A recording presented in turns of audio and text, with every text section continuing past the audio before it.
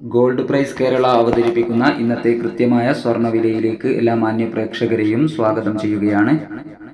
ഇന്ന് രാവിലെ വീഡിയോയിൽ പറഞ്ഞതുപോലെ ഇന്ന് സ്വർണ്ണ വിപണി കുതിച്ചുയർന്നിരിക്കുകയാണ്. US ഓഹരി വിപണിയിലുണ്ടായ ചാഞ്ചാട്ടമാണ് സ്വർണ്ണ വിപണി ഇത്തരത്തിൽ കുതിച്ചുയരാനുള്ള കാരണമായി കണക്കാക്കപ്പെടുന്നത്. ഇപ്പോൾ അന്താരാഷ്ട്ര മാർക്കറ്റിൽ ഔൺസിന് $3,302 പരിധിയിലേക്ക് സ്വർണ്ണവില ഉയർന്നിരിക്കുന്നു.